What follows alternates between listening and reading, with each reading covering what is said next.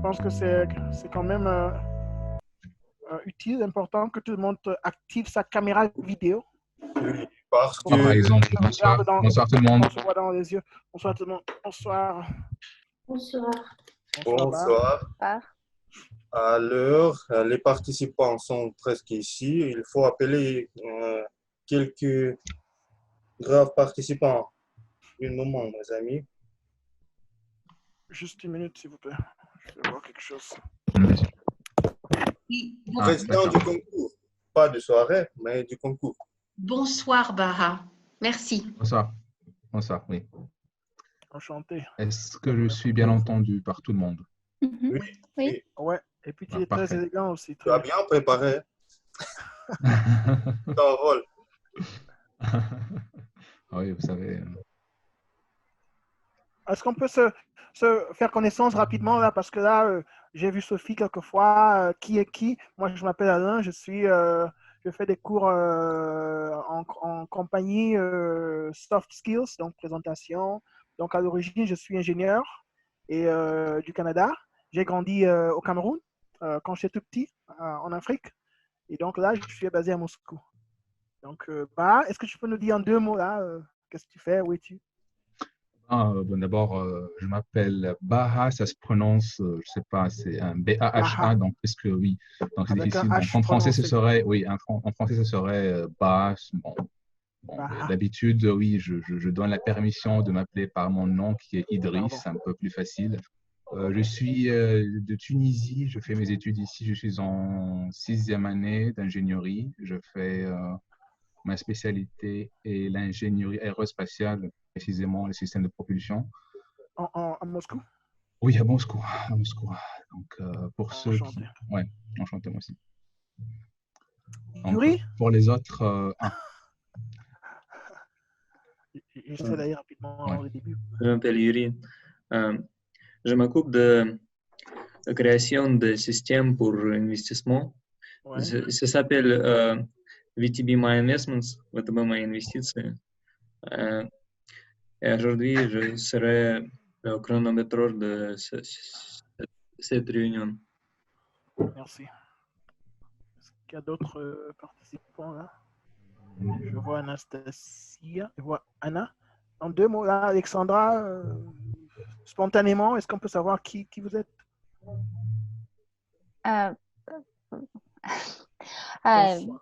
Bonsoir, oui, je suis une membre de notre club francophone Toastmasters depuis je ne sais pas combien de temps, pendant longtemps, probablement. Donc, j'avais l'air de visiter des rencontres pendant janvier et février à cause de mes études. Ouais. Oui.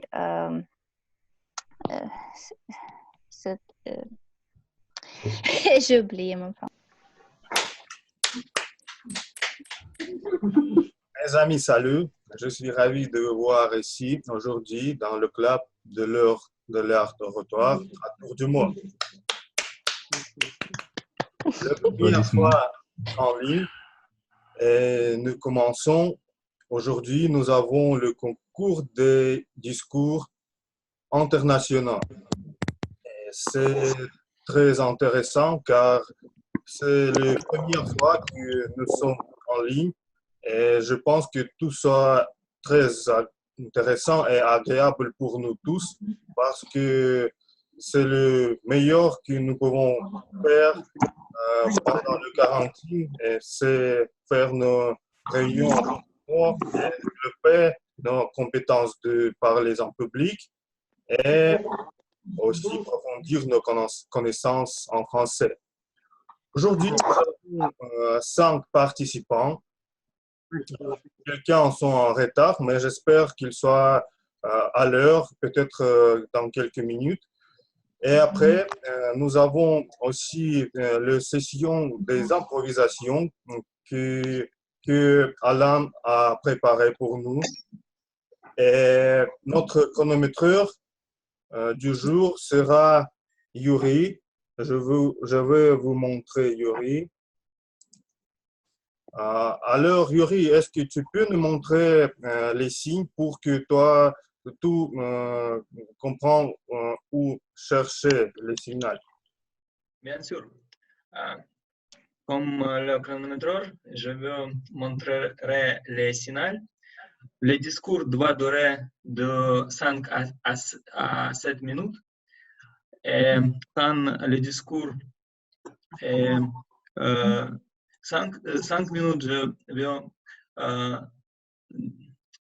partager le signal rouge, puis après 6 minutes, le signal jaune, et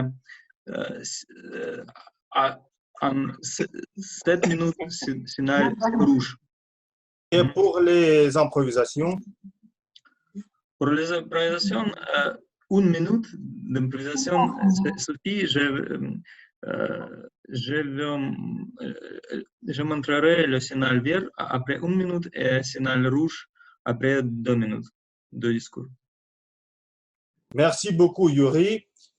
Et je pense qu'il faut commencer notre concours des discours préparés, concours des discours internationaux. Et je donne la parole à notre président du concours, Baha. Bonsoir, bonsoir. Bonsoir. Donc, pour ceux qui ne me connaissent pas, je m'appelle Baha encore une fois. Je suis, pas membre officiel, on peut dire un sympathisant du club Autour du mot depuis longtemps déjà. Et j'ai été désigné par le président pour présider ce concours. Donc, voilà, le destin a voulu que ce soit moi qui animera ce concours dans ces conditions un peu particulières. Donc, s'il vous plaît, ne faites pas attention au décor derrière moi. Pour ceux qui ont fait leurs études en Russie, reconnaîtront ça. Alors, pour que tout soit clair, je tiens à rappeler tout d'abord quelques règles du concours. Donc, les discours doivent durer de 5 à 7 minutes. Quand on atteindra 5 minutes, le chronométreur indiquera avec son signal vert, 6 minutes, c'est le signal jaune, 7 minutes, c'est le signal rouge. Vous savez ça déjà.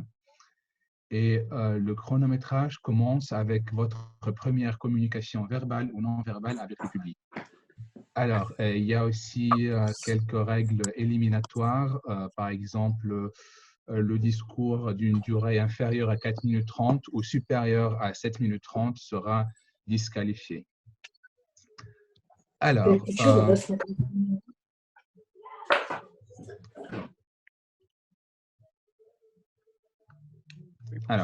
tout est clair, oui, tout est clair, j'espère. Alors, donc, je voudrais d'abord demander à Sacha, est-ce que nos juges sont prêts? Est-ce qu'ils se souviennent de tous les règles du concours? Tous les juges sont bien, j'ai fait toutes les instructions et presque tous les juges sont ici. Mais la quantité de juges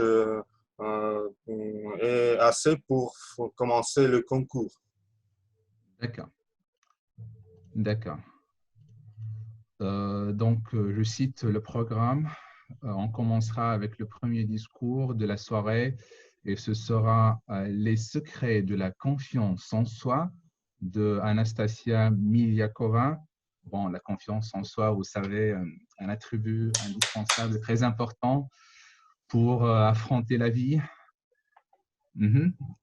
Le deuxième discours aura comme titre Le pouvoir du pardon de Irina Yakovleva. Bon, un titre digne d'un bon roman. Et à la suite, on écoutera Sophie Grimberg-Tweed, je m'excuse si j'ai mal prononcé votre nom, qui nous parlera de résilience et pilotage. Et là, je pense que vous aurez compris que le thème non officiel de la soirée sera la psychologie. Et après, à la suite, on aura Elena Pavlichina et son discours intitulé « Leadership à la française, les faits curieux sur Emmanuel Macron ». Donc, on sort de la psychologie pour entrer dans la sphère politique. Et finalement, ce sera Arsène Petrosian et son discours « Être officier à Toastmasters. Alors, ce sera 5 discours.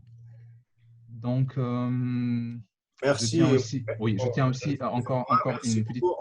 En petite note, Irène Yakovleva n'a pas encore ici. C'est pourquoi on peut faire son discours la dernière s'il ne présente pas dans quelques minutes parce qu'il faut commencer déjà. Oui.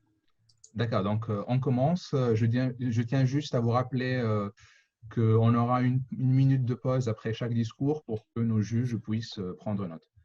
Donc, je vous invite à commencer tout de suite avec le premier discours. Et ce sera le... Non, pardon. Ce sera, oui, les secrets de la confiance en soi par Anastasia Miniakova. Je vous en prie. Mes amis, salut, vous m'entendez bien? Oui. Oui. Ce soir, je vise à répondre à une question qui inquiète beaucoup de gens. Comment devenir plus confiant en soi? Comment aller plus loin avec vos rêves et vos plannings? Comment retrouver la motivation et atteindre vos buts? Dites-moi, aviez-vous les moments d'hésitation en vous ou en vos forces? Et maintenant, réfléchissez-vous un petit peu. D'où vient cette sensation? Et je vais prendre mon cas comme un exemple. Maintenant, j'ai confiance en soi et je sais presque toujours que tout ira bien et que j'obtiendrai tout ce que je veux, presque. Mais pendant mon enfance et adolescence, j'étais assez timide et toujours douter de presque toutes mes actions. D'où vient cette sensation? Tout cela vient de l'école, à mon avis. Je faisais mes études avec les enfants riches, très gâtés et un petit peu cruels. Et là-bas, tu étais populaire si tu avais iPhone ou par exemple une chemise de Paris. Oui. Et tu n'as jamais été traité par tes connaissances ou par tes hobbies. Et oui, c'était ma raison de faiblesse. J'ai pensé que je n'étais pas intéressante, que je n'avais rien à proposer aux autres enfants. Et que parce que je n'ai jamais été à Paris en ce moment-là et je n'avais pas des gadgets et pas des iPhones du tout. Et j'en suis sûre que chacun de vous a son propre histoire. Pourquoi vous avez des moments de faible confiance en soi. Et première étape qui a changé mon esprit était quand je suis allée dans un camp pour les enfants et j'ai découvert que, waouh, il y a des enfants qui m'aiment comme je suis. Et là-bas, j'ai obtenu ma vraie première et meilleure amie qui reste toujours avec moi.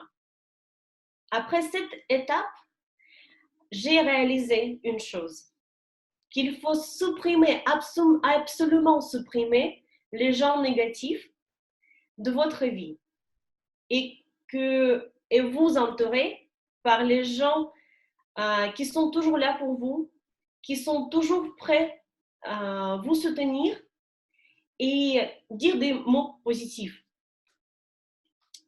Deuxième point de la réussite dans la question de la confiance, c'est toujours tenir dans la tête que nous sommes tous déjà géniaux, extraordinaires et uniques.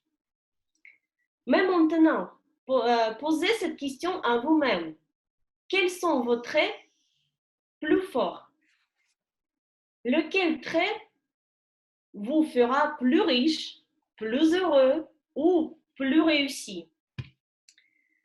Et quant à moi, j'ai compris tous ces traits et qualités forts à la fin de l'école, pendant mes examens et pendant mes études à l'université, quand mes capacités ont marché au maximum. Et si vous ne savez pas encore vos qualités positives, vos points forts, je vous propose à prendre en papier et faire le liste de toutes vos compétences et qualités. Et la troisième étape, c'est d'essayer et normalement de quitter votre zone de confort. Je sais que cette pratique plus difficile pour nous tous. Moi aussi, la plupart du temps, je refuse à faire quelque chose de bizarre ou que me fait rougir. Mais si je sens que je peux le faire, je le fais. Si même il y a quelques risques de faute, je le fais. Et comme un exemple, j'ai un exemple, le mois précédent, j'ai lu les poèmes en Arbat, à Moscou, devant le public, et c'était, à mon avis, légendaire. Et c'était une très grande expérience pour moi. Je pourrais continuer longtemps cette liste de conseils, mais je voudrais finir avec la dernière et un des plus importants. Pendant mes études, au boulot, et quand j'ai quelques projets intéressants, quelques projets importants, je mets toujours un objectif réel. C'est très important. Parce que pour atteindre quelques objectifs, quelques bouts, il faut comprendre si vous pouvez naturellement les atteindre. Et diviser vos actions par les petites étapes, par les petites parties. Et chaque fois, pas à pas, encouragez vous-même par vos petits succès. Comme un exemple, j'ai pratiqué ce conseil et j'ai réussi à écrire 2 diplômes en parallèle en même temps. Et j'ai obtenu ces 2 diplômes avec assez bonnes notes. Et j'étais très fière et très confiante en soi après cela parce que c'était les objectifs réels et j'ai toujours encouragé moi-même, pas à pas.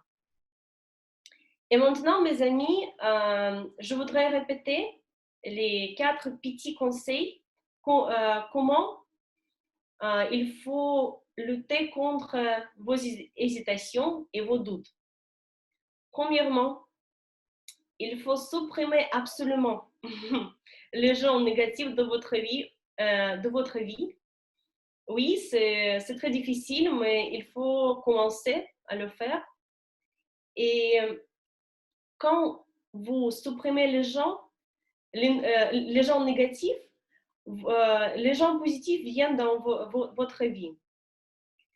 Deuxièmement, il faut toujours tenir dans la tête que vous êtes déjà unique et extraordinaire et que vous pouvez faire tout ce que vous voulez. Et si vous avez des hésitations, vos amis vont vous aider avec les mots positifs. Troisième, c'est d'essayer de quitter votre zone de confort parce que là-bas, derrière ces zones de confort, se trouve le succès et la réussite. Et je ne vois pas Yuri qui, il montre, d'accord. Et tous ces petits 4 conseils permettant de ne pas abandonner et de ne perdre pas la motivation, atteindre le résultat souhaité et rester toujours calme et confiant. Merci. C'est tout. Merci beaucoup. j'ai pas vu votre écran. C'était pas vu. Nastya, tu peux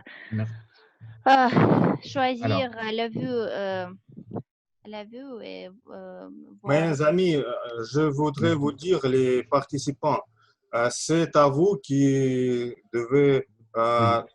montrer, qui devez trouver Yuri Gardez et votre œil, s'il vous plaît. Gardez votre œil sur le montrer et garder votre œil avant le commencement. C'est le temps pour Irina pour se préparer et montrer Yuri. Et cependant, je vais donner parole à notre président du concours, Baha, et Irina doit trouver Yuri pour qu'il voit les signaux pendant son cours. D'abord, bon, moi, je voudrais remercier Anastasia pour avoir partagé ces moments qui sont importants dans sa vie. Et évidemment, la confiance en soi, c'est un sujet qui nous touche tous. Merci beaucoup. Et avant de passer au deuxième discours, je voudrais vérifier avec notre oratrice, Ira, si elle voit bien la petite fenêtre en haut de Yuri, où il y a derrière lui les mignons en jaune. Alors, oui, je le vois très bien. D'accord, très Bonsoir bien. à tous. Donc on passe. Très bien. Donc, vous voyez comment ils changent de couleur. Ce sont les signaux. Oui. Alors, donc, est-ce que tu peux le faire encore une fois, Yuri, pour qu'on soit sûr que tout le monde l'a vu? Parfait. Donc, jaune, vert et rouge. Alors, donc, on passe donc au deuxième discours et le pouvoir du pardon. Ira, je t'invite sur scène. Bonsoir tout le monde. Mon discours d'aujourd'hui porte sur quelque chose d'important pour chacun de nous, chacun de nous et sur quelque chose assez simple. Il s'agit de l'importance à pardonner des offenses qui nous sont infligées. Je ne prétends pas à l'originalité ou à la nouveauté des idées parce qu'un milieu de livres et mots étaient écrits et dit sur son sujet. Je voudrais commencer mon discours par l'une des phrases d'une professeure de théologie et de l'éthique, Louise Smedes. Pardonner, c'est rendre sa liberté à un prisonnier et se rendre compte que le prisonnier, c'était vous. Je me souviens bien du moment que moi-même, j'ai perdu ma liberté et moi-même, je suis tombée dans la mère captivité de ressentiment. C'était le dernier jour de 1999, c'était à veille du Nouvel An, quand j'ai découvert que mon père, il ne fêterait cette fois avec notre famille et il ne fêterait plus jamais parce que il y avait une autre famille et il y va. Je me souviens bien de mes sentiments à ce moment-là. Quelque chose semblait détendre à mon intérieur. Quelque chose semblait se fermer et, comme j'ai dit, s'étendre. Et il se fermait.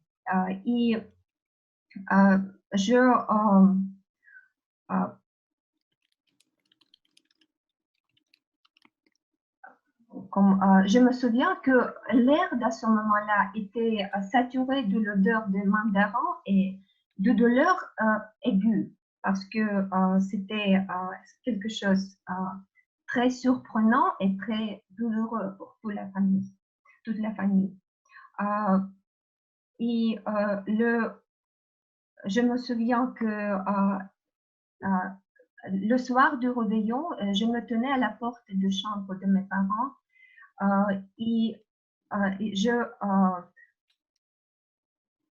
vérifiais si ma mère respirait ou non parce qu'il me semblait qu'elle ne se réveillerait pas le matin suivant. Je crois assez heureux à comparer le ressentiment à l'emprisonnement. Dans cet état, nous ne voyons pas le soleil qui toujours est autour de nous. Les murs de notre cellule sont très épaisses pour laisser entrer le soleil. Le soleil et la lumière. Et nous ne sommes pas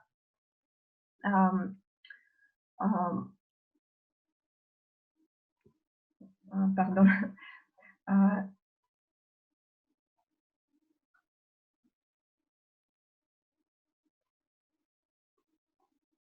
Nous ne sommes pas prêts à prendre une main tendue vers nous parce que nous n'avons pas de confiance. Nous avons peur des communications, de relations avec les gens. Et nous attendons de nouveaux coups de destin. Mais je crois que c'était un long chemin de ressentiment. Pour longtemps, j'ai été offensée par mon père.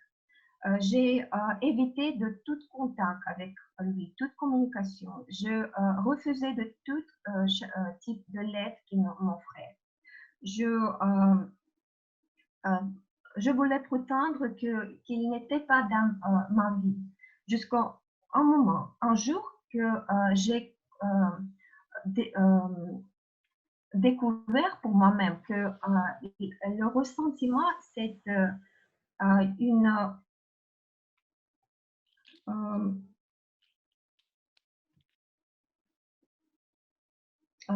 c'est un tourment pour nous.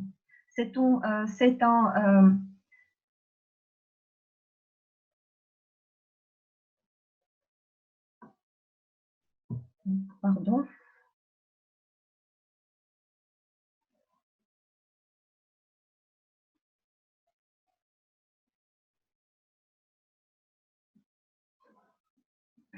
C'est quelque chose qui nous détruit à l'intérieur.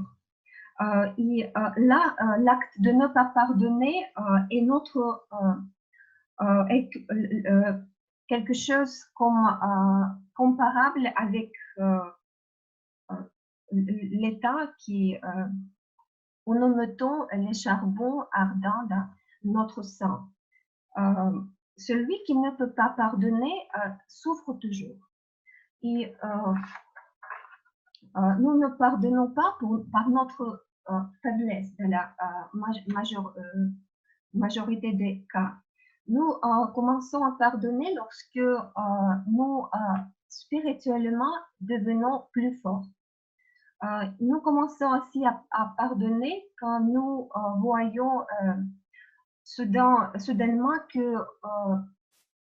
tout autour de nous, les gens sont aussi faibles que nous. Ils font les mêmes erreurs que nous. Mais pour une raison quelconque, nous les condamnons douloureusement et ne voyons pas notre propre péché. C'est effrayant. Ne pardonnez pas, cela signifie se convulser de l'indignation, c'est-à-dire être vaincu et souffrir. Le pardon est la victoire de l'âme, de l'amour sur la haine. et la miséricorde sur la vindicte. C'est la liberté, car celui qui n'est lié par aucun mauvais désir est libre. Le pardon apporte joie dans notre vie. Et 20 ans, il me fallait 20 ans pour me découvrir ces choses, pour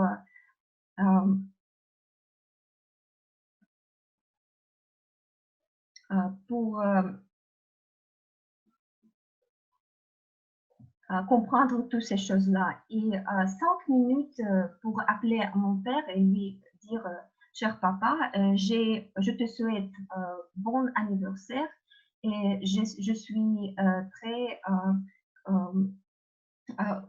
merci pour tout ce que tu fais pour moi.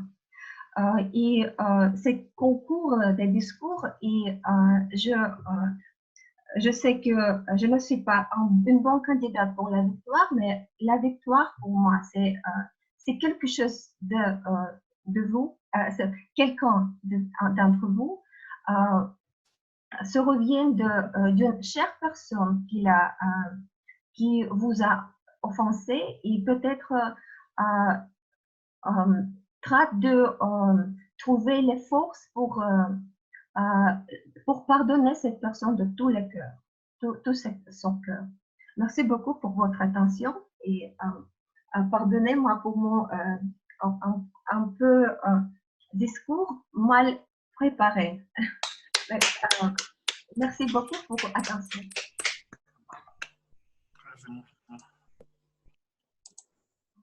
Alors, merci beaucoup. Celui qui ne pardonne pas souffrira toujours. Enfin, c'est une phrase très forte, je pense.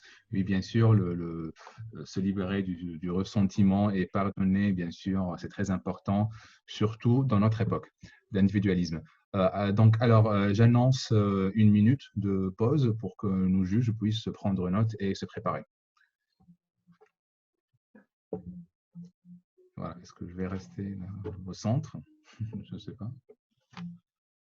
Alors, 1 minute. Je tiens le chronomètre. Ne vous inquiétez pas.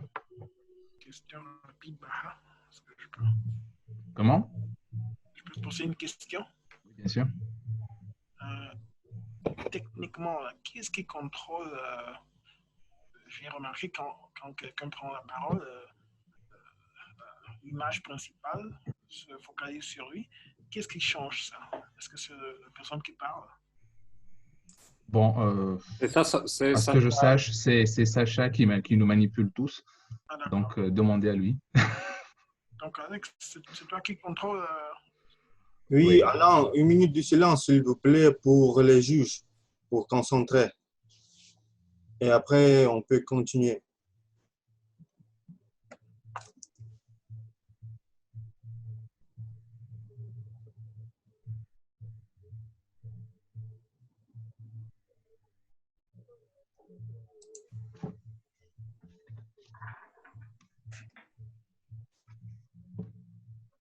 Et Yuri va montrer nous quand le minute est fini.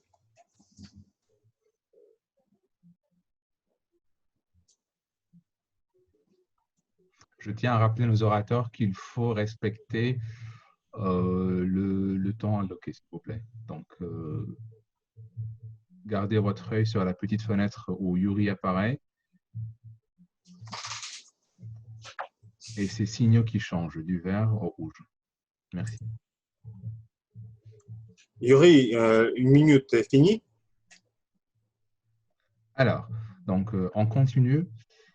Maintenant, je pense que c'est le tour de notre 3e discours, résilience et pilotage de Sophie Tweed. Je vous en prie.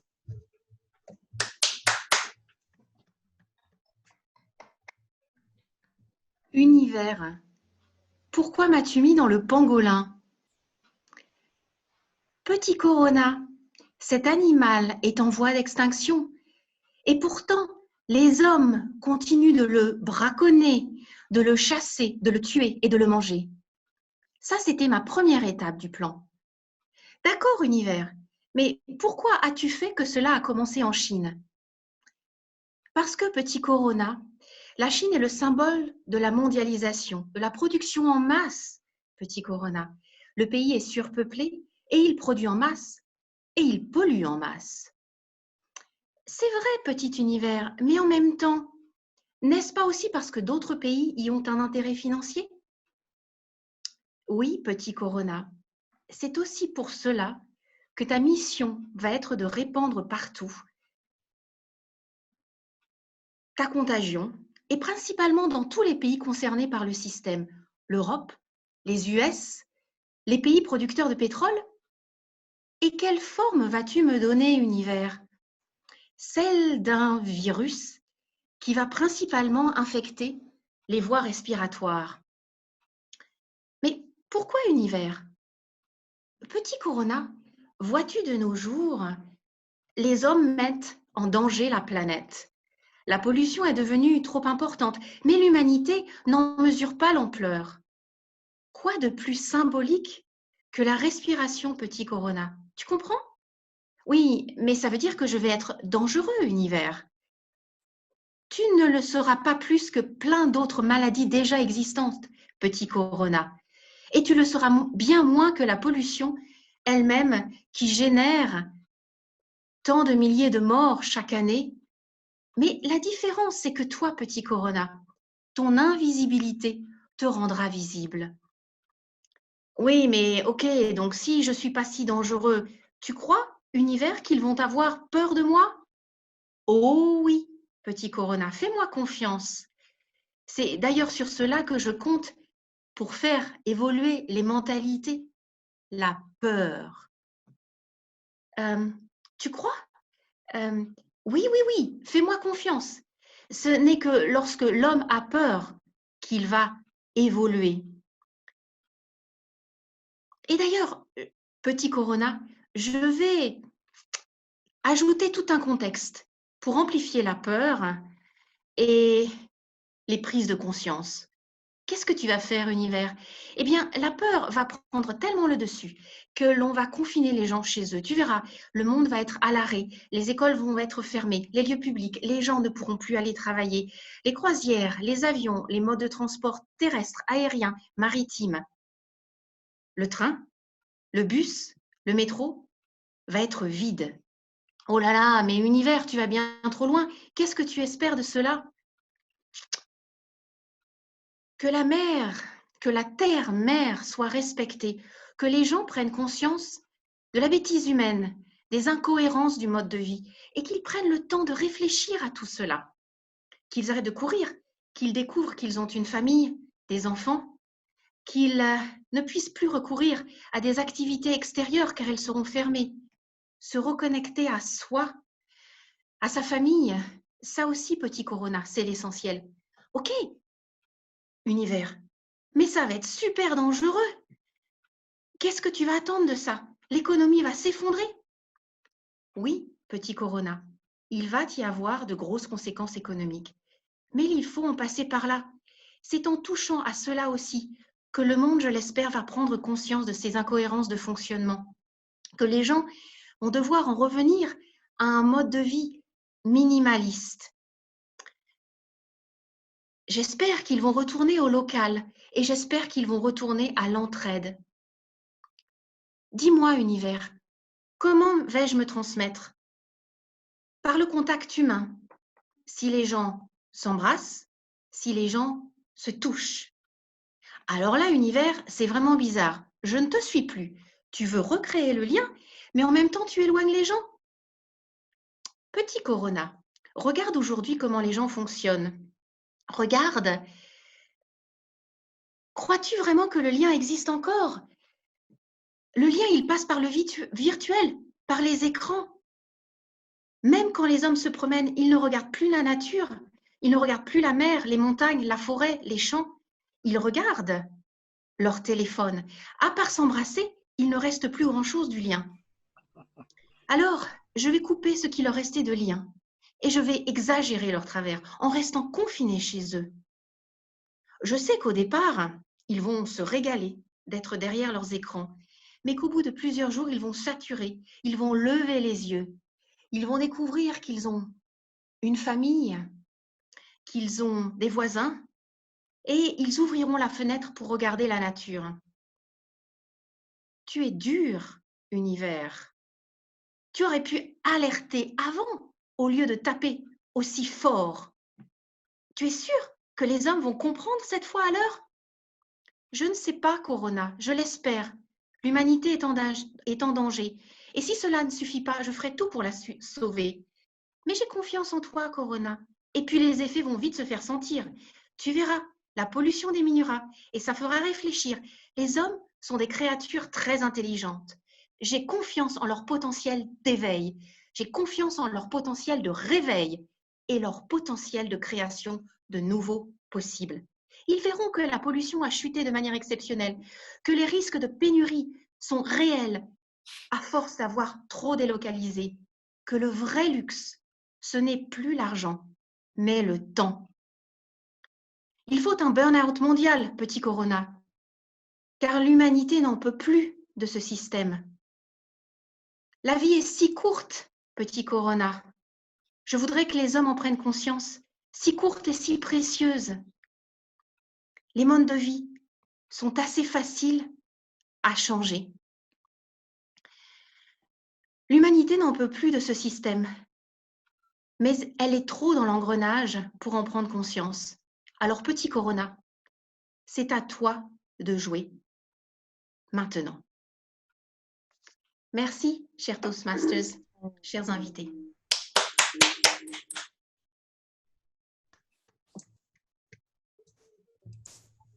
Alors, merci beaucoup Sophie, et merci pour pour ce discours très intéressant et de cette prise de position, je dirais, philosophique sur ce qui est en train de se passer dans plusieurs pays.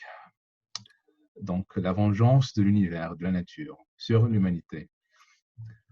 Alors, donc, une minute de repos, s'il vous plaît, silencieuse.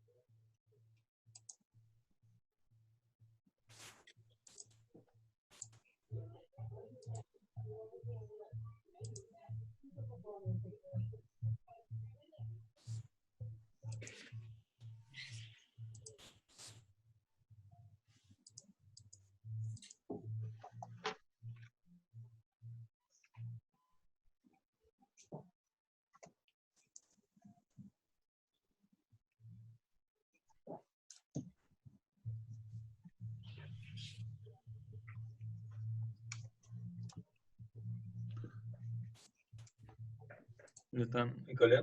Alors,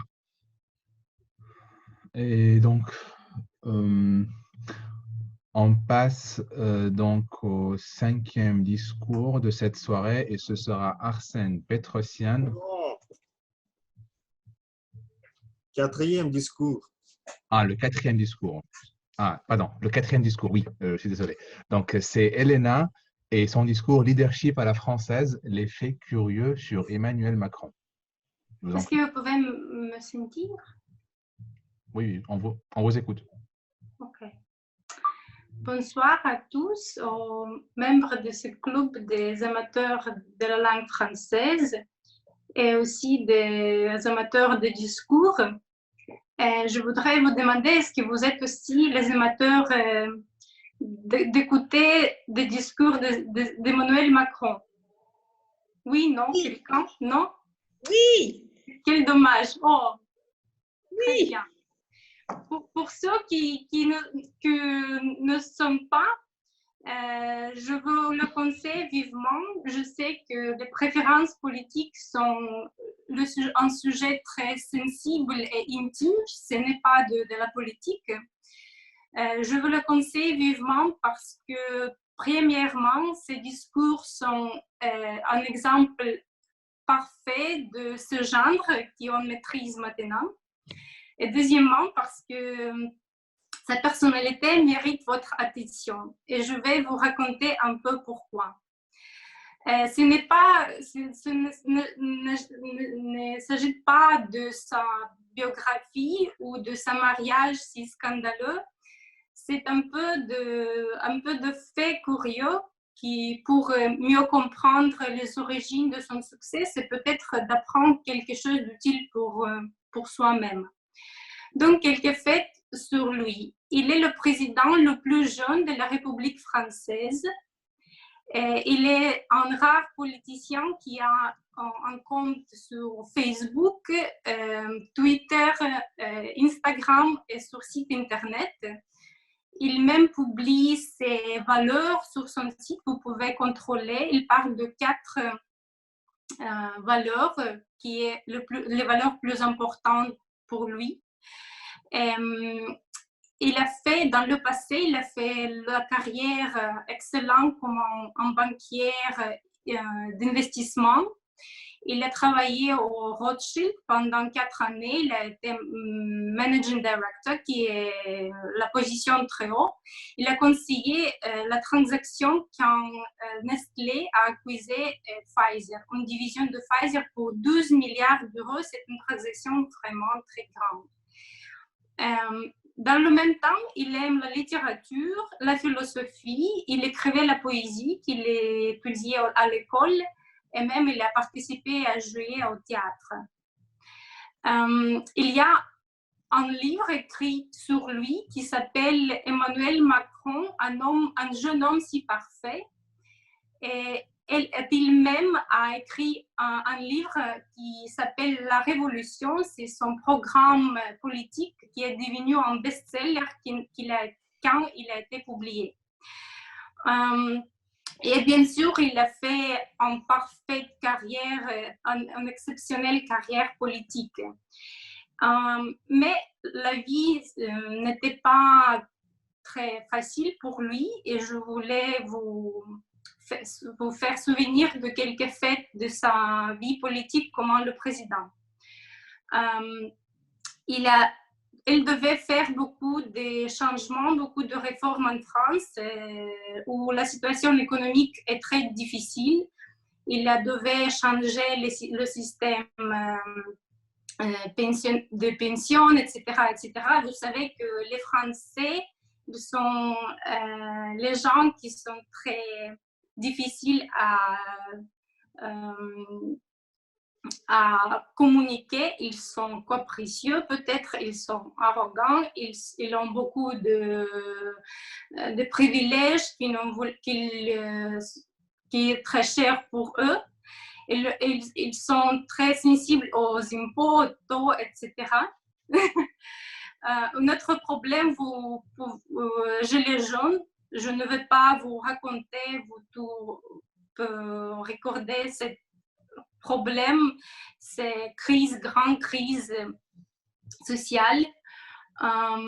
Il a vu le changement des pouvoirs dans le monde politique avant avec le Brexit et après quand les États-Unis, l'Amérique s'est retirée de l'accord de Paris de climat. Il est le leader de ce problème maintenant. Il soutient beaucoup ce problème de climat. Maintenant, il y a ce virus et la France est fortement touchée par ce problème. Et si vous voulez, je vous conseille de garder son discours de 6 mars quand il a parlé avec toute la nation. C'est très fort, à mon avis. Et il a vu le terrorisme, les problèmes de l'immigration, etc., etc. Donc, il a beaucoup de problèmes vraiment grands à résoudre. Et bien sûr, enfin, pour le dernier point, sa vie personnelle, qui est OK, on peut comprendre quand c'est la mère et le père qui ne sont pas d'accord, mais quand ta vie personnelle est discutée et critiquée à l'échelle de la nationale, c'est vraiment un problème. Je pense que c'est difficile. à soutenir cela. Et donc, mon question est d'où provient ce succès, cette vie exceptionnelle? J'ai trouvé deux sources. C'est comme toujours l'origine familiale et son formation officielle. J'ai découvert qu'il avait la grand-mère qu'il aimait beaucoup, qu'il a été l'instructrice et la directrice d'un collège qui a accepté son futur maire, et il a étudié à l'École nationale d'administration, qui est l'école élitiste qui a été fondée par Charles de Gaulle.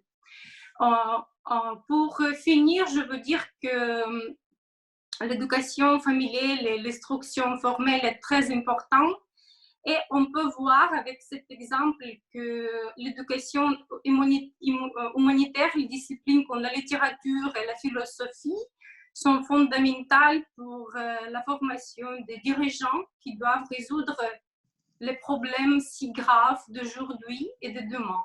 Merci pour votre attention.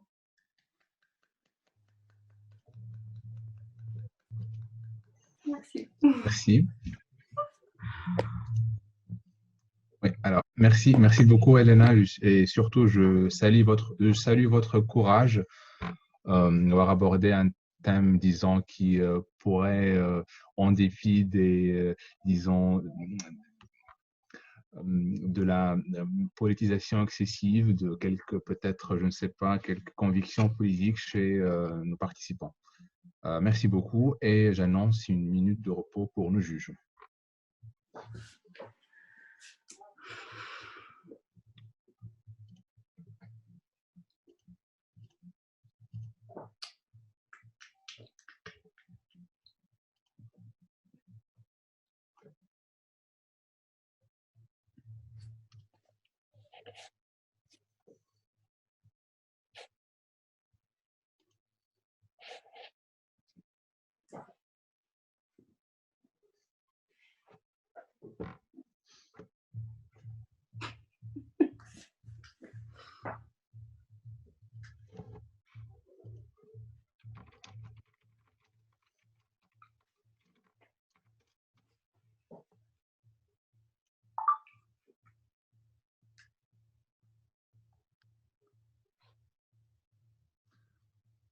Alors, donc,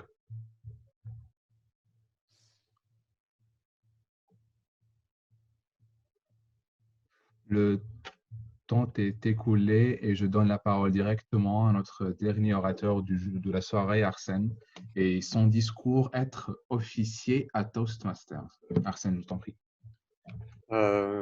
Merci beaucoup, Bahar. Salut à tous. Pour commencer, je voudrais remercier tous les officiers de notre club pour faire cette réunion réalisée et que nous sommes ici, Sacha, Yura, parce qu'il y a beaucoup de problèmes de cette organisation et je suis très heureux que nous pouvons discuter ici sur la ligne.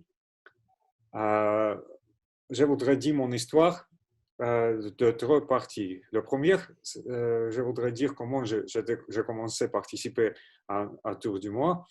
Dans la deuxième partie, je veux dire pourquoi c'est le plus important pour moi.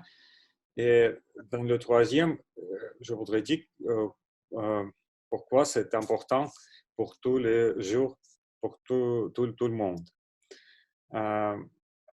La première fois que j'avais vu le club Tour du Mois, c'était par hasard. J'étais à la bibliothèque et j'avais vu la personne dans le premier étage, un café, qui parlait en français. J'ai décidé, oh, c'est super, j'ai étudié français en université, mais il y a beaucoup de temps que je ne parlais pas. Et j'ai rejoindre de ce groupe. Et après, temps à temps, j'ai décidé de participer dans toutes les réunions. La première année, c'était comme le spectateur passif et avec les rôles petits. La deuxième année, j'étais le membre du club et commençais à faire les discours. Et dans la troisième année, dans le 2019, je deviens le secrétaire de notre club. Et pendant cette année, je réalisais que j'étais participé dans notre vie, dans la vie de club, beaucoup plus, et j'aime beaucoup mon rôle. Et il y a beaucoup de raisons pour ça. La première raison, je peux faire de nouvelles connaissances sur notre club. Il y a beaucoup de gens qui j'aime beaucoup et qui j'aime beaucoup de travailler avec cet homme. Je pense que les meilleurs niveaux de connaissance avec quelqu'un, c'était travailler avec il ou elle. Mais en Russie, peut-être, c'est boire un verre du vin, mais après, de parler, le travail, c'est le plus profond et plus important. Le deuxième, c'est faire de nouvelles compétences. Et c'est très important pour moi aussi.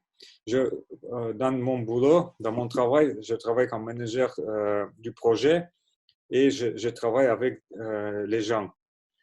C'est plus important pour moi motiver une autre personne pour faire quelque chose sans puissance. C'est pourquoi je peux faire ça, d'être leader, pas directement, mais on fait l'intérêt de cette personne. Par exemple, peindre de la clôture comme Tom Sawyer dans le Mark Twain roman. Et je pense que dans le Toastmaster, je peux développer cette métier. Le deuxième, ça, le management du temps. Merci de Yuri pour ça. Maintenant. Et une autre, c'est comme officier qui aidait à organiser toutes notre réunions. C'était le science de responsabilité de ton équipe. Par exemple, pour faire beaucoup de choses que tu réalisais, que tu avais responsabilité de quelqu'un, il motivait tout de faire beaucoup plus. Tout le monde n'avait pas temps parce qu'il y a beaucoup de travail, de vie personnelle, etc.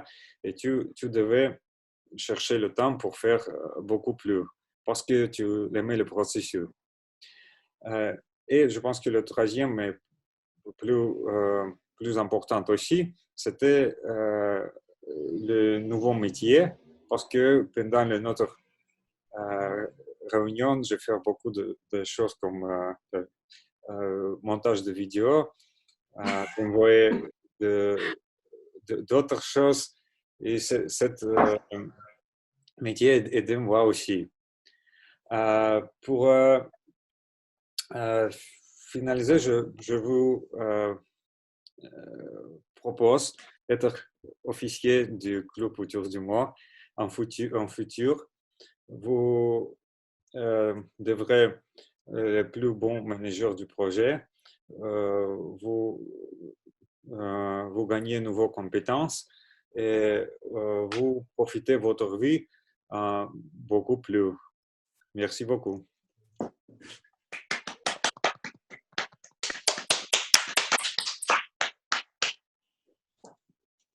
Alors, merci beaucoup Arsène pour avoir partagé avec nous ton histoire et je veux rappeler à tout le monde que ça ressemble beaucoup à la mienne parce que moi aussi j'ai fait connaissance avec ce club, avec cette structure Toastmasters en étant dans une bibliothèque et après avoir entendu quelqu'un qui parlait une langue étrangère, mais c'était au club espagnol.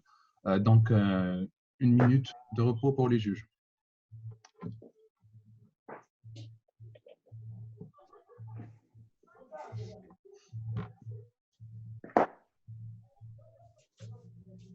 Mes amis, je voudrais annoncer que les juges ont beaucoup plus de temps et on peut finaliser tout 2 minutes, 3 minutes. Et après 1 minute, nous allons commencer nos sessions des improvisations. Mais maintenant, 1 minute de silence ou 2 minutes, mais pas plus. D'accord.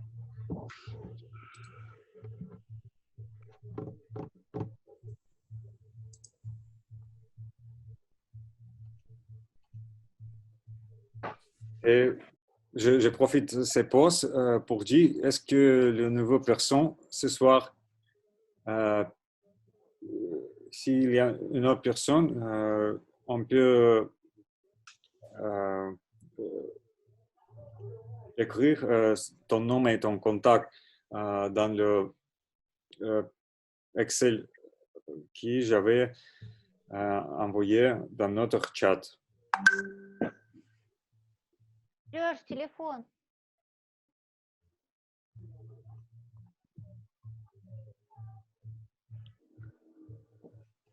Arsène, tu peux le renvoyer encore une fois sur le chat.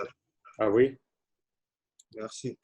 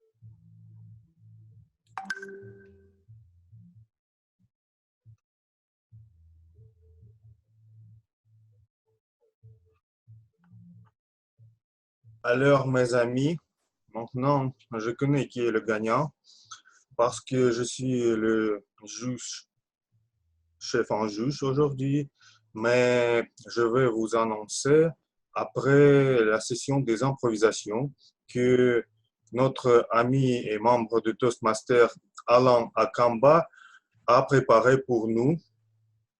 Et j'invite sur la scène Alain pour commencer. Vos applaudissements.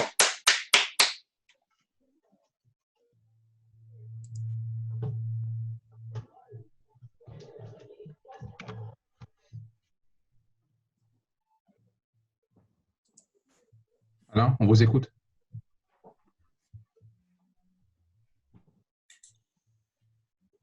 Alors, Alex, merci de m'avoir invité ce soir et de m'avoir donné cet honneur d'être la personne qui coordonne la session des improvisations. Et le thème que j'ai choisi, c'est évidemment la pandémie, virus corona.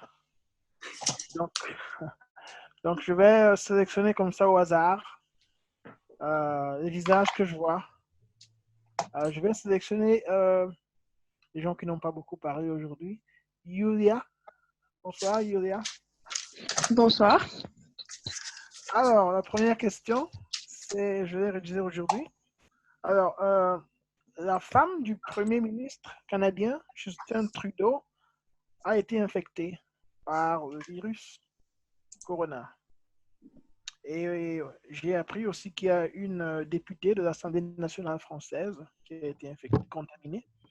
Alors, la question, c'est est-ce que les classes sociales supérieures et les élites sont aussi exposées à ce virus que les couches inférieures, ouvriers et chauffeurs, à votre avis, à ton avis?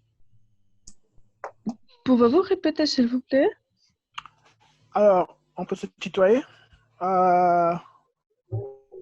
Galina, c'est ça? Alors? C'est Yulia.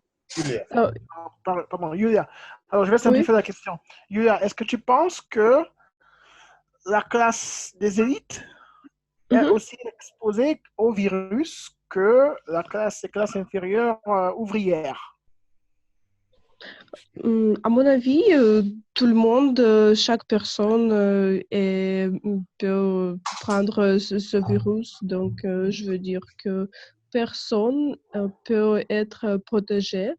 Donc, le virus touche tout le monde, ne pas certaines personnes. Ça ne dépend qui c'est l'élite ou c'est les ouvriers. Ça, c'est aucune différence, à mon avis. Est-ce que je peux prendre la parole, Alain? Oui, Baha, vas-y. Oui. Bon, moi, je ne suis pas d'accord avec Yulia parce que je pense que, bien sûr, dans chaque crise, pour répondre simplement, je dis que ceux qui ont de l'argent peuvent s'isoler, se confiner dans des endroits qui ne sont pas encore atteints ou infectés par le virus. Et même s'ils attrapent le virus, ils peuvent se payer des soins de qualité. Donc, je pense qu'en général, ils sont beaucoup plus protégés que les classes populaires. Ça a toujours été le cas. L'argent est décidant et les moyens sont décidants. Oui. Mes amis, c'est une session des improvisations. Chacun de vous peut prendre parole à son tour. Et ce n'est pas la discussion. Nous ne discutons pas les improvisations. Et c'est le temps et opinion seulement de ceux qui font l'improvisation. OK? Bon. Merci. J'improvisais, mais bon, moi j'improvisais. Est-ce que je peux appeler n'importe qui, peu importe, ou bien c'est ça? D'accord, ma question n'est pas comprise. Alors, Sophie, dis-moi, à ton avis, est-ce qu'il faut faire des dépistages systématiques sur tout le monde ou bien est-ce qu'il faut tester uniquement des personnes qui présentent des symptômes tels que la fièvre? Cher Alan, merci pour ta question. Pour moi, la question se pose dans des termes différents. C'est pas est-ce qu'il faut, est-ce que nous pouvons, est-ce que nous sommes en mesure d'effectuer des dépistages sur tout le monde ou pas. Et je pense qu'aujourd'hui, la réalité, c'est que la majeure partie des pays dans le monde où des êtres humains sont infectés n'ont pas les équipements suffisants pour procéder au dépistage et que les dépistages se font lorsque les symptômes sont déjà très prononcés et ils visent à protéger la personne et son entourage. Je ne vois pas, je n'ai pas mis Yuri, donc je ne vois pas les couleurs. Je ne vois plus Yuri. C'est bon. C'est bon. Yuri a disparu, c'est ça? Ah, je ne vois plus non plus. Yuri, là, c'est en vert. Alors. Ouais. Eh bien, mon écran est parti, donc je vais m'arrêter là. D'accord. Merci, Sophie. Je vais me retourner vers... Et applaudissements, n'oubliez pas. Oui, merci, Sophie. Alex, une question pour toi. Pour moi? Non, je vais donc aller chez Arsène plutôt. Pardon, Arsène. Arsène, dis-moi, tu vis à Moscou, c'est ça? Ah oui? À ton avis, quelles conséquences aurait une épidémie du virus corona sur les hôpitaux de la ville de Moscou? Pour les hôpitaux, pour les docteurs? Oui. Ok. Il y a beaucoup de travaux, je pense que pour tous les docteurs. Aujourd'hui, les conséquences, c'était que pour ce moment, je pense que l'isolation de moi-même, c'est le meilleur docteur pour la société. Et rester chez moi, c'est le plus important pour le docteur qui travaillons chez nous. Je pense que les conséquences n'est pas évidemment, c'est que tous les gens commençaient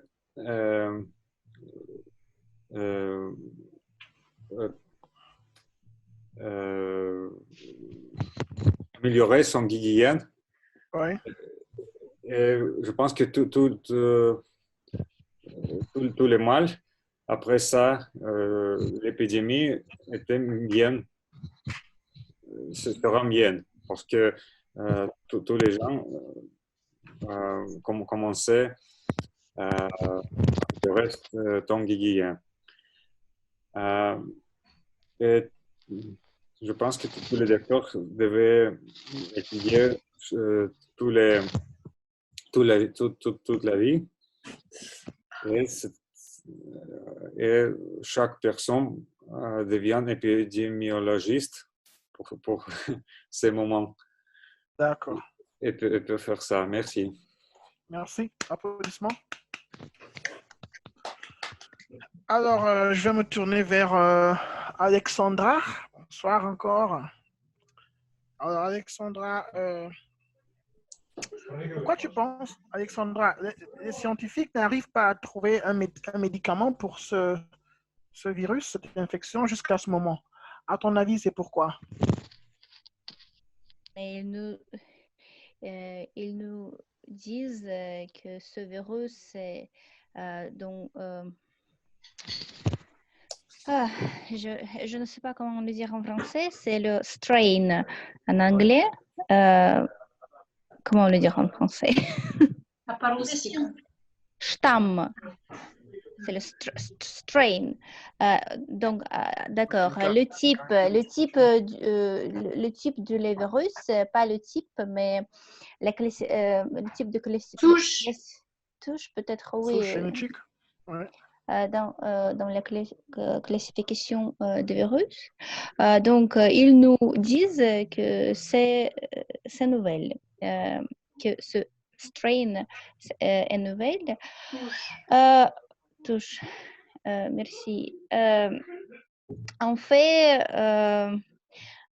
mon opinion scientifique, parce que j'ai fait mon diplôme à propos de tests système pour le virus de l'influence. Rhume. Oui, comment? Le rhume. Influence, peut-être. Non. C'est pas le rhume, c'est avian influenza in English. Ouais. Continue. Grippe. Птичья grippe. Oui, continue. La grippe de l'oiseau. La grippe. Oui, la grippe de l'oiseau. Excusez-moi, s'il vous plaît, pour mon français, parce que j'ai pris un mois pour étudier en anglais totalement. Je n'ai pas le français dans ma vie. Je crois, en tout cas, je crois que auparavant, quand je faisais mon diplôme avec ce verrou de du poulet, avian influenza. C'était les questions politiques, plus politiques que biologiques. Et oui, avec ce thème, j'ai défendu mon diplôme avec un grand succès. Et plus tard, beaucoup de compagnies pharmaceutiques ont développé les vaccins. Ce que je vois maintenant, que la fréquence de ce problème n'est pas plus haut que la fréquence de la grippe générale, on voit chaque année. Et peut-être le vaccin n'est pas loin maintenant. Et ça peut être aussi la politique, les situations politiques. Je peux me tromper. Oui, bien sûr, mais c'est ce que je pense et que mes collègues scientifiques pensent aussi. Mais on se voit, la situation change chaque jour et la vie change chaque jour. On se voit maintenant. Oui. Doucement. Alors, Baha. Il est où, Baha? Oui, je suis là, je t'écoute. Je vais te poser une question un peu plus difficile. Oh. Alors, je sais que tu aimes bien réfléchir. Aux États-Unis, le gouvernement américain a décidé de venir au secours de certaines compagnies pour leur éviter la faillite, donc un secours financier à certaines entreprises. Alors, évidemment, c'est l'argent du contribuable qui est utilisé pour ça. À ton avis, qu'est-ce que tu en penses? Donc, si j'ai bien compris, tu veux savoir si c'est juste d'aider les grandes entreprises et pas le peuple. Voilà. Bon, je pense que ça dépend de quelles entreprises s'agit-il, parce que les entreprises, bien évidemment, contribuent dans la vie économique dans les États-Unis et partout dans le monde. Les entreprises ont des employés, des salariés. Donc, je pense que ça dépend vraiment. Et de toute façon, je pense que les plus grandes entreprises, les multinationales, n'ont pas besoin d'aide urgente, je dirais. Mais je pense qu'on doit d'abord clarifier si le gouvernement américain va aider, s'ils vont aider les entreprises, les petites et les entreprises à revenus moyens, je sais pas, j'ai oublié le terme économique pour décrire les entreprises qui ne sont pas très grandes. Les petites et moyennes entreprises, exactement. En fait. Ou bien les grandes entreprises. Mais je pense que c'est ça. Donc, ma réponse, oui, ce n'est pas mauvaise comme décision. Parce que, bien évidemment, ces entreprises ont des salariés. D'accord, merci. C'est pas facile. Hein. Alors, Alex, j'ai combien de minutes encore là? J'ai encore du temps? Bien sûr, bien sûr. Nous avons beaucoup de temps, toute la nuit. Non, pas toute la nuit, non. Pas toute la nuit. Oui, parce que Baha est étudiant, pas toute l'année. Non, je n'ai pas cours maintenant, donc... D'accord. Elena, j'ai une question pour toi. Alors, le slogan de Toastmasters, c'est Where Leaders are Made, en anglais. Donc, Toastmasters prépare au leadership, on va dire. Alors, pour toi personnellement, est-ce que tu as, en tant que leader, est-ce que tu as tiré une leçon personnelle de cette situation que nous vivons actuellement, cette pandémie, cette situation inédite?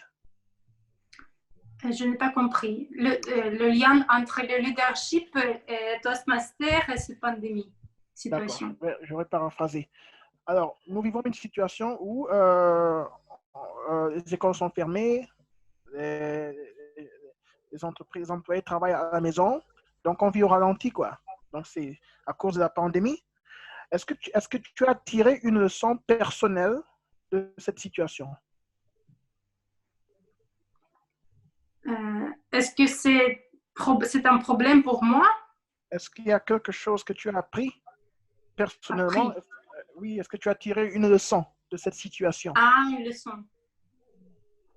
En tant que leader?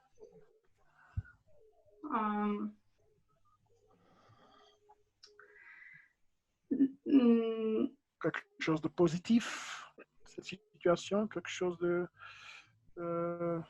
côté positif? Je peux répondre comme ça. Je vois qu'il y a deux types de personnes, deux types de la réaction sur cette situation. Une groupe pense que c'est un problème, c'est une pandémie. Il y a un problème qui a été né dans le marché en Chine, qui proviennent de cet animal, etc. C'est un autre groupe de personnes qui pensent que ce virus a été créé par l'homme, que c'est un problème créé artificiellement. Ils pensent qu'ils savent quelque chose. Il y a quelques idées de complot. Et donc, ce sont deux idées. Quelqu'un pense que c'est une situation, on doit laver les mains, etc. Et d'autres cherchent d'être un peu plus haut, dire qu'ils savent plus d'autres, qu'ils comprenaient comment la vie, les règles de la vie, que ce n'est pas si facile comme on dit. Donc, je pense que ces deux réactions reflètent les qualités peut-être de leadership, des relations entre les personnes. Voir la situation comme elle est ou chercher de trouver quelques voies latérales. Merci beaucoup. Est-ce que je peux poser une question à Alexandre? Possible? À moi? Je vais pas. Attends, je vais interroger Irène Yakovleva. Est-ce qu'elle a parlé déjà? Oui. Ok, alors je vais poser la question à Alex. Tu es prêt? À moi ou à Irène? À toi, Alex. À Irène est prêt. À moi aussi. À Irène. D'accord. D'accord. Irène, alors bonsoir Irène. Bonsoir Alain. Une seconde. Alors ma question c'est, ma question c'est, à ton avis, quel est le côté positif ou l'aspect positif de l'interruption du processus académique pour les enfants, dans la relation entre les parents et les enfants à la maison? Moi, comme je suis une optimiste, je tente de trouver quelque chose de bon une bonne côté en toutes les situations. Et je pense que c'est comme vous avez dit, les relations entre les parents et les enfants, vous changez de quelque monde en tout le cas. Et je pense que vous changez d'une manière très positive parce que ils y auront beaucoup de temps libre pour passer le temps ensemble et pour peut-être se comprendre meilleur pendant toutes les activités passées pendant la quarantaine. Je pense que j'espère que tout cela nous servira de bon. Merci. Applaudissements. Applaudissements, s'il vous plaît. Merci. Alors, Alex, question pour toi.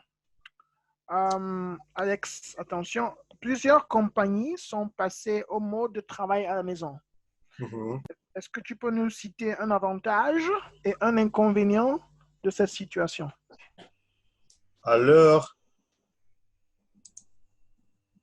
c'est une question pour moi vraiment parce que aujourd'hui c'était notre dernier jour que nous avons travaillé à la boîte. Et nous commençons à lundi de travailler de la maison. Et je ne sais pas encore ce qui se passera, mais il y a quelques je pouvais prévoir quelque chose car nous avons nos directeurs a décidé de nous vérifier chaque 30 minutes, mais ce n'est pas nous avons quelques programmes spéciaux a été installés et tout le monde j'ai fait je me souviens que j'étais très occupé et le moment où tout le monde vérifiait le programme où on peut comme Zoom, mais c'est quelque chose de Microsoft. Tout le monde vérifiait et vidéoconférence était fait et j'étais très occupé par mes clients, c'était mon rôle. Et tout le monde demandait, Sacha, tu es là? Oui, j'ai répondu parce que j'étais très occupé, je fais le rôle très occupé parce que je peux le faire lundi. Comme je suis très occupé, je ne peux pas chaque 30 minutes vérifier parce que je voudrais peut-être aller à la salle, peut-être se promener, etc. Mais tout le monde demande d'être sur la place, dans cette place et travailler. Mais je connais comment faire ça et c'est peut-être la première semaine et après on peut trouver comment faire le travail très bien et aussi comment se promener et se reposer pendant le travail aussi. Je pense que ce sera très intéressant et très utile de travailler de la maison. Merci. Merci. Applaudissements. Question suivante pour Sophie. Alors, Sophie est bloquée chez elle en France parce que la situation est grave. Alors, Sophie, à ton avis, je ne la vois pas, Sophie. Sophie a déjà parlé, non? Tout le monde a parlé, sauf Yuri. Je peux poser une question à Yuri, c'est possible? Oui, Yuri. D'accord. Alors, Yuri, je ne sais pas qui va chronométrer alors. Donc. Yuri, dis-moi, quel sera l'impact de cette pandémie sur le tourisme en Italie si rien ne change jusqu'en été?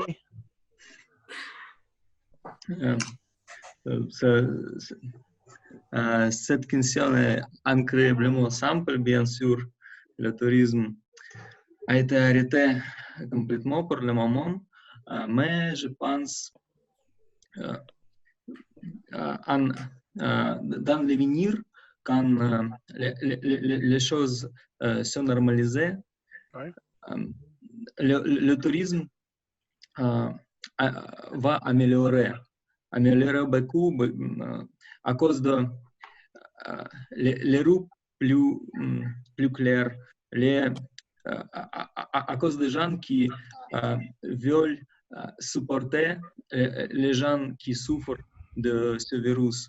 Et je pense dans la grande échelle de temps, ça sera mieux pour l'Italie. Mais maintenant, c'est bien sûr, le tourisme est arrêté.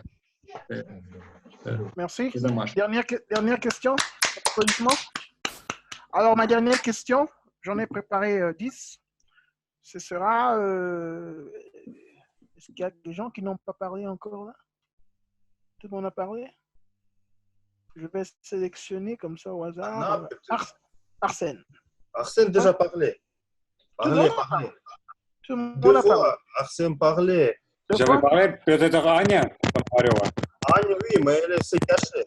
Ben oui, moi je voudrais voir le visage. Si je ne vois pas de visage, donc ça veut dire que la personne... Tout le monde a appelé Anna. Et je pense qu'il va...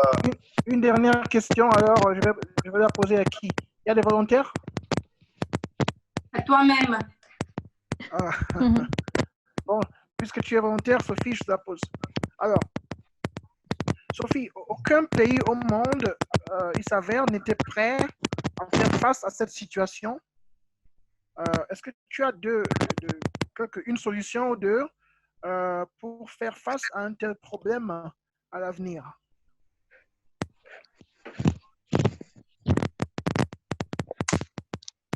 Je pense que l'avenir, si nous avons encore des situations de crise sanitaire à une échelle de la planète, nous serons sans doute mieux préparés en termes d'équipement.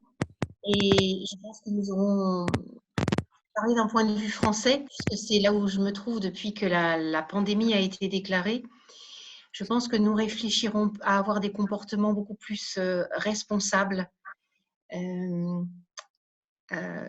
prochaine fois, c'est-à-dire de respecter les confinements et de se renseigner au maximum pour protéger nos proches et faire d'une mauvaise fortune bon cœur, parce que nous serons déjà passés par cette première crise et nous saurons qu'il est possible d'en sortir en adoptant des gestes simples et citoyens. Très bien. Merci. Alors, merci pour cette séance. J'ai épuisé les 10 questions que j'avais préparées pour vous et merci d'avoir été aussi actif à tout le monde. Je remets la parole à Alexandre. Merci. Merci beaucoup, Alain, pour les sessions des improvisations. C'était vraiment intéressant. Les questions étaient aussi très bien préparées. Et nous avons 10 participants. Si vous voulez, je vous rappellerai. C'était Yulia, Sophie, Arsène, Sacha, Fillette, Bahar, Yelena, Irène, Sacha, garçon, Yura et encore une fois, Safi. Et vous devez voter pour le gagnant des improvisations et envoyer à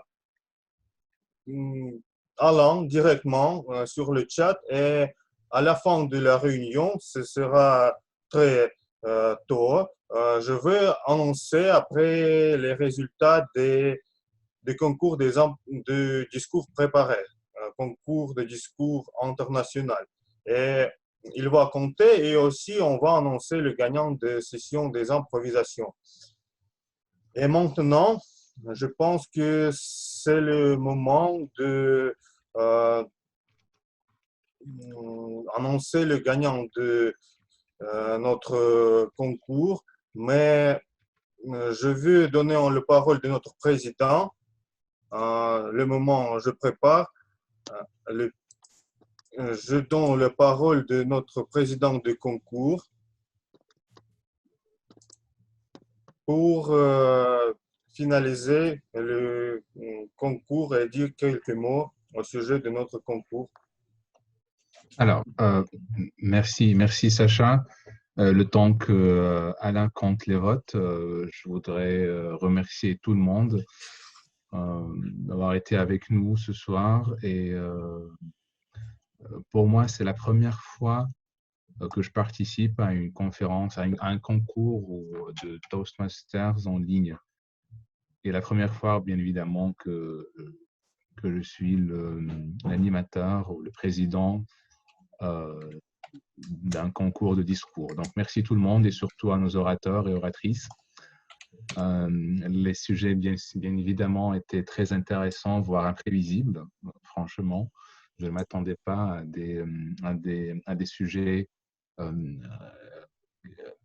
presque philosophiques, surtout qui touchent à des problèmes qui portent sur des problèmes qui nous touchent tous. Et merci beaucoup à notre Yuri. Je vois qu'il a fait un grand effort en essayant d'indiquer sans cesse ces signaux à tout le monde. Il a fait un grand effort. Merci beaucoup aussi à Alain pour ces questions bien élaborées, bien préparées, et à tout le monde qui a participé à la session d'improvisation. Donc, je ne sais pas si les résultats sont prêts. Les résultats sont prêts. Je voudrais donner les applaudissements à tout le monde. Et merci beaucoup à Bara pour être notre président du concours. Avec plaisir. Merci pour ton aide et pour ton concours que tu as performé merveilleusement. Et maintenant, voilà, je vous en prie de tourner vos microphones parce que nous avons besoin de faire un bruit comme ça.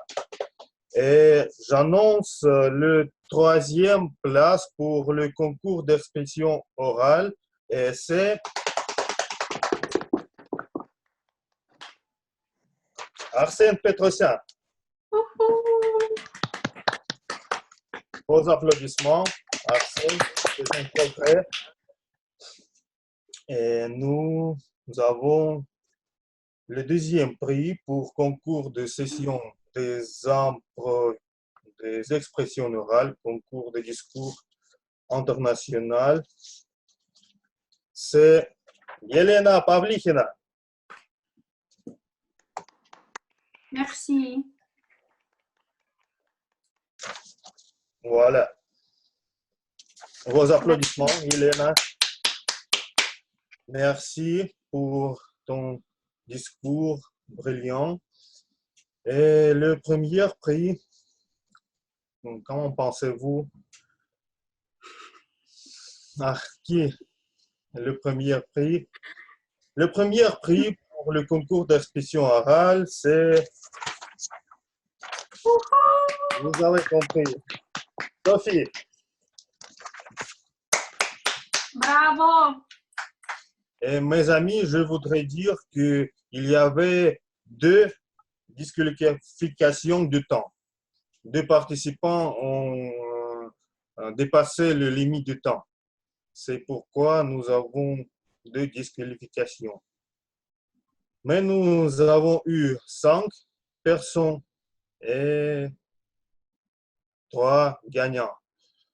Alors, je voudrais demander à Alain s'il est prêt de nous annoncer le gagnant des sessions des improvisations.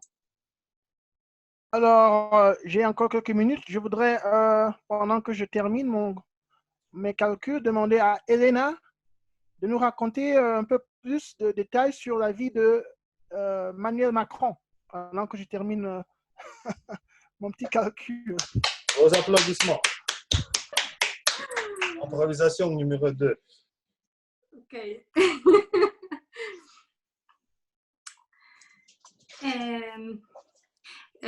récemment, j'ai lu la biographie de Benjamin Franklin. C'est un mastride.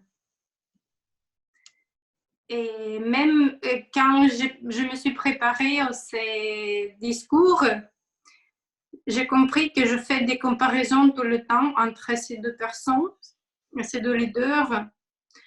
Et bien sûr, ils sont tous les deux ont beaucoup de talent. Mais j'ai noté qu'il avait beaucoup de soutien de ses parents, de sa famille. Et j'ai noté une autre chose importante qui est pratique, qui a été la leçon pour moi, la discipline. Il en étudiait beaucoup. Il faisait les disciplines différentes, mathématiques, physique, littérature. Ils ont lu beaucoup de livres, ce qu'ils pouvaient trouver. Et je pense que même si l'un est notre contemporain, l'autre a vécu il y a 200 années, il y a beaucoup de leçons, beaucoup de coutumes quotidiennes qu'on peut apprendre de ces deux personnes. À la fin, c'est la discipline et l'amour pour la littérature, pour les livres sérieux. Et tous les deux, on était mariés seulement une fois. Il était heureux avec ses femmes.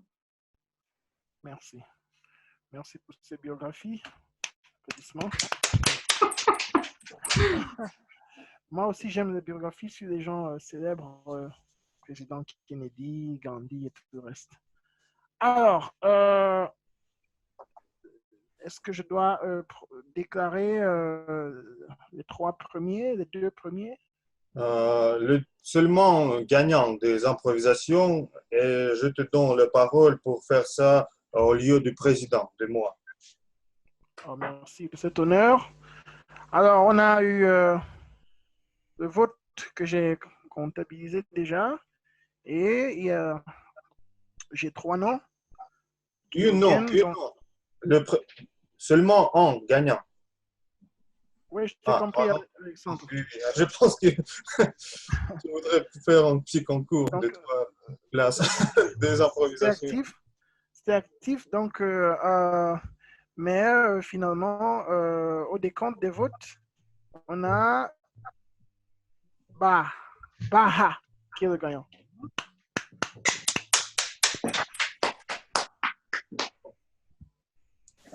Merci. Merci beaucoup. Moi, je ne m'attendais pas à ça, franchement. Mais... Bien joué, très bien. Alors, mes amis, je pense que nous avons performé très bien la première réunion en ligne, autour du mois, la 3e réunion russe de sociétés russes en ligne, c'était Toastmasters, les premières Business Toastmasters hier et autour du mot aujourd'hui. Mais notre avant-moment était le plus sérieux, car c'était hier une réunion régulière. Business Toastmasters, Toastbusters, ils ont eu le concours aussi, mais concours des évaluations. Mais nous avons aussi le concours des évaluations dans 2 semaines, mais je pense que pendant l'épidémie coronavirus, nous avons beaucoup plus de temps et peut-être, si vous voulez, nous pouvons faire les réunions chaque semaine. Je pense qu'il y a beaucoup de discours préparés et je pense qu'on peut l'organiser le vendredi suivant, si vous n'êtes pas contre. Mais on va voir, oui. Et je remercie tout le monde pour cette réunion. Nous avons le vidéo de réunion. Je pense que je ne perdrai pas cette vidéo et on va la publier plus tard. Et merci pour votre attention et mes félicitations aux gagnants et à tous les participants du concours de discours international. La réunion... Merci pour l'organisation. Merci Sacha. Merci. Merci Efrem, à Yuri. Merci beaucoup. Merci à vous. Parfait. Maintenant, boire du thé et... Au début, Et on quitte la bibliothèque surtout, n'oubliez pas. Au revoir. Au revoir. Merci à tous. Bonne soirée. Félicitations.